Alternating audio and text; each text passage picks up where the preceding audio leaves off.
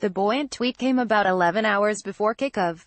"Let's be great today." Read the message from UCLA quarterback Dorian Thompson-Robinson.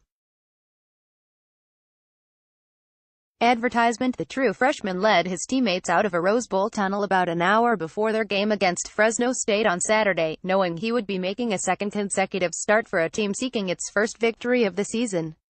The outcome wouldn't match the optimism. A week after appearing to make significant improvement, the Bruins backtracked their way to a 38-14 loss before a fast-emptying stadium that contained more fans in red than blue in the final minutes. There were boos at the end of an abysmal first quarter in which UCLA played little defense, lost a fumble when Thompson-Robinson couldn't handle a snap, and committed a slew of penalties.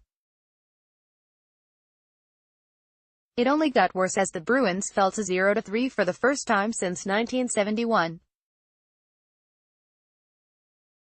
UCLA busloads of fans cheer on tailbacks on both sides during UCLA-Fresno State game by Ben Bolch September 15, 2018, 10:05 p.m. Thompson-Robinson had 2 passes intercepted in the third quarter, each leading to a Bulldogs touchdown.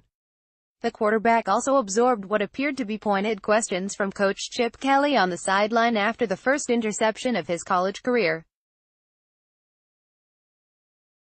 Kelly said he was just inquiring about Thompson-Robinson's vantage point.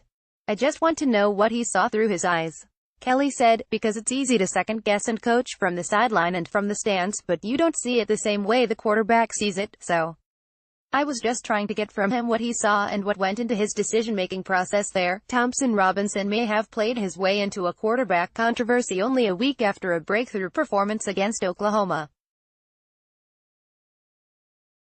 Starting once more in place of injured graduate transfer Wilton Speight, Thompson-Robinson completed 10 of 24 passes for 151 yards with 1 touchdown and 2 interceptions.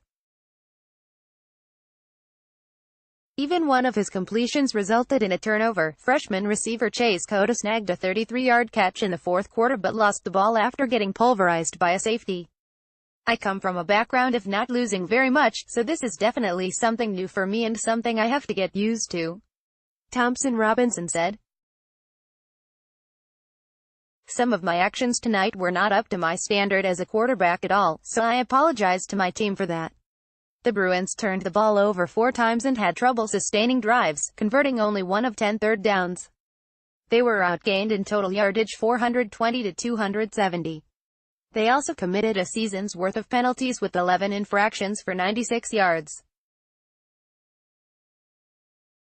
"I don't think we got into any real good rhythm on the offensive side of the ball," Kelly said, "and there's a lot to it." UCLA highlights were as fleeting as a Pasadena sunset. Bruins long snapper Johnny Den Bleeker became an unlikely hero in the third quarter when he fell on a fumbled punt to give his team the ball at Fresno State's 17-yard line. UCLA tailback Oluola Runfunmi eventually ran for a 2-yard touchdown that pulled the Bruins to within 16-14. But UCLA's comeback hopes fizzled later in the quarter when the Bulldogs put together back-to-back touchdown drives, the second coming after a Thompson-Robinson pass that was tipped and intercepted.